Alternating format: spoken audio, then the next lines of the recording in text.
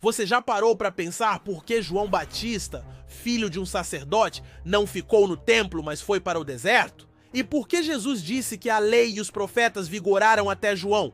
Isso muda tudo o que você pensa sobre religião e o verdadeiro reino de Deus. Se você quer entender por que o sistema religioso da época rejeitou Jesus e como isso se repete hoje, não pode perder este estudo. Vamos mergulhar profundamente no Evangelho de Lucas e descobrir verdades que vão revolucionar sua fé.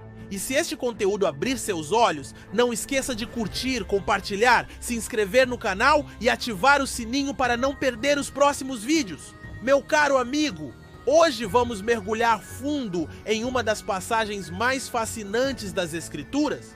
Você já se perguntou por que João Batista, sendo filho de sacerdote, não seguiu o caminho tradicional do templo? Por que ele foi justamente para o deserto, longe das estruturas religiosas estabelecidas? E o que Jesus quis dizer quando afirmou que a lei e os profetas vigoraram até João? São perguntas que vão nos levar a uma compreensão radical do verdadeiro reino de Deus.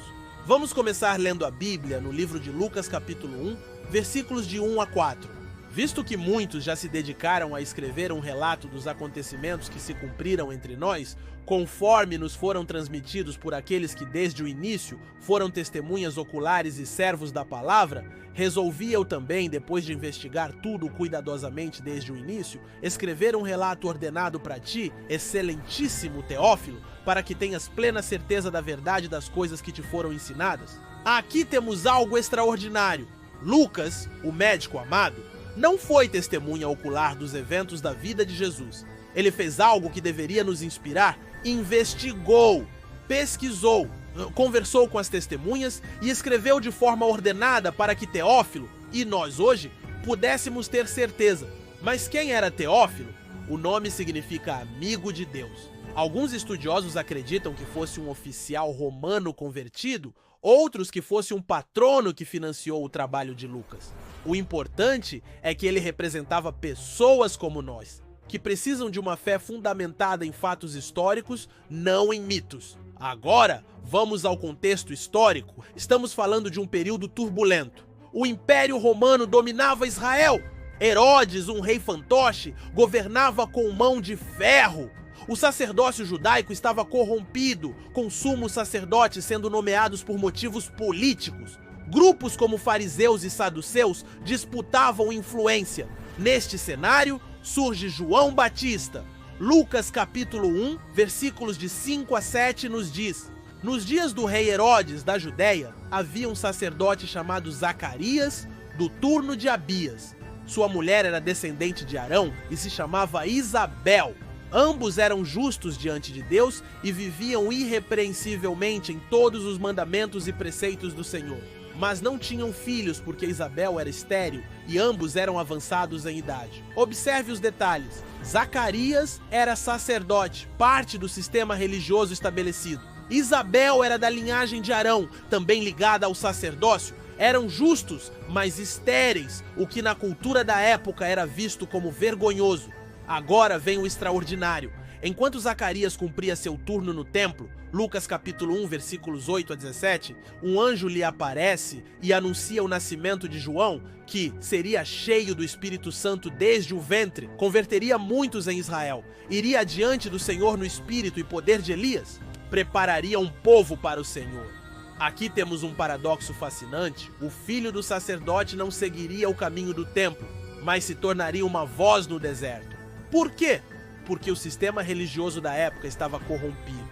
O sacerdócio havia se tornado político. O sumo sacerdote Caifás mantinha seu cargo por conluio com Roma. O templo, que deveria ser casa de oração, havia se tornado covil de ladrões. João Batista representava uma ruptura necessária. Ele não pregava no templo, mas no deserto. Não oferecia sacrifícios de animais, mas batismo de arrependimento. Não cobrava taxas, mas confrontava até mesmo Herodes por seus pecados. Jesus diria mais tarde em Lucas capítulo 7, versículo 28, digo-lhes que, entre os nascidos de mulher, ninguém é maior do que João. Todavia, o menor no reino de Deus é maior do que ele. E em Lucas capítulo 16, versículo 16, a lei e os profetas vigoraram até João. Desde então, o reino de Deus é anunciado e todos se esforçam para entrar nele. Isso significa que João foi o último e maior profeta da antiga aliança. Com Jesus, uma nova era começou. O reino que Jesus trouxe era qualitativamente diferente. Aplicando para hoje, quantas vezes vemos sistemas religiosos que mais se parecem com o judaísmo corrupto do tempo de Jesus do que com o reino que ele veio estabelecer? Onde estão nossas vozes no deserto? Onde estão os que, como João, ousam dizer: preparem o caminho do Senhor? Meu caro amigo, este estudo nos desafia a examinar se nossa fé está baseada em ritos ou em relacionamento com Cristo. Identificar e rejeitar qualquer corrupção religiosa em nossas vidas. Ser vozes proféticas em nossa geração, mesmo que isso signifique estar no deserto. Que possamos, como João, apontar sempre para o Cordeiro de Deus que tira o pecado do mundo. Que nossa religião não seja de aparências, mas de coração transformado. E que, como Lucas, sejamos diligentes em investigar e compartilhar a verdade. Meu caro amigo, chegamos ao final deste estudo profundamente transformador. Vimos como João Batista rompeu com o sistema religioso de sua época para cumprir seu chamado divino. Aprendemos que Jesus inaugurou uma nova era, onde o acesso a Deus não depende mais de sacerdotes, templos ou sacrifícios, mas dele mesmo, o único mediador entre Deus e os homens. Este é um convite para examinarmos nossa própria caminhada de fé. Estamos presos a tradições humanas ou vivendo a liberdade do Evangelho? Buscamos aprovação religiosa ou temos sido fiéis ao chamado de Cristo, mesmo quando isso significa estar no deserto? A mensagem é clara: o reino de Deus não está confinado a estruturas humanas. Ele está onde há corações quebrantados e vidas transformadas pela graça.